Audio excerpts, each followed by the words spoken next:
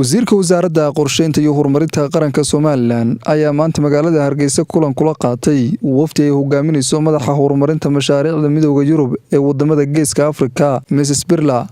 waxaana wasiirka iyo wafdigu ka wada hadleen arrimo dhowr ah oo ka mid yihiin sidii loo xoojin lahaa xiriirka wada shaqeyneed ee u dhaxeeya Somaliland iyo Midawga Yurub. Markii uu kulanku soo dhamaaday ayaa waxa warbaahinta si wada jira ula hadlay Wasiirka Qorshaynta iyo Horumarinta qaranka Somaliland Mudane Cawaale Ibrahim Shirwac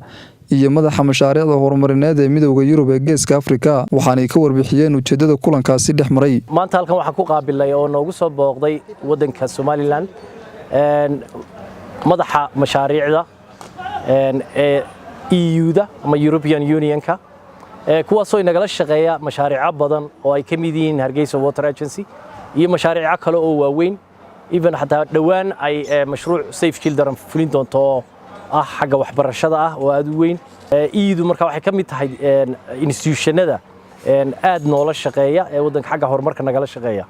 waxaan ku faraxsanahay in ay iyagu si toos ah Somaliland ula xiriiraan oo aanay conditions kale ama shuruudo kale ku xidhin laakiin ay toos ula xiriiraan Jamhuuriyadda Somaliland waxaan aad ugu faraxsanahay inay maanta booqan doonaan mashruuca biyaha gelinta Hargeysa oo ah mashruuc muddana socday ay iyaguna maalgeliyeen oo ay lacagta bixiyeen waxaan rajaynaynaa markaa in wada shaqayntaas si fiicnaato anaguna soo bandhigna markaa baahiyaha kale ee jira iyo sidii aan u wada shaqayn lahayn wada hadalkaygana waxa ka soo baxay in EU-du ku qanacsan tahay xagga horumarka mashaariicdu sida u socdaan iyo dawlad ahaanba markaa dimuqraadiyadda iyo sida aan u socono marka waxaan leenahay ku soo dhawaada waxa kale oo u socdaan markaa mashaariico xagga private sector-ka oo markaa abuuri doona shaqo wasiir qorshe ahaan aniga waxaan qabaa in xoojinta private sector-ka iyo financial institutions-ka sida microfinance ko kale in dadka lacag la deymiyo oo ay soo saaraan wax aad u weyn marka aad baan ugu soo dhaweynaya wadanka inay yimaadeen. I mean we are here just the delegation from the European Union.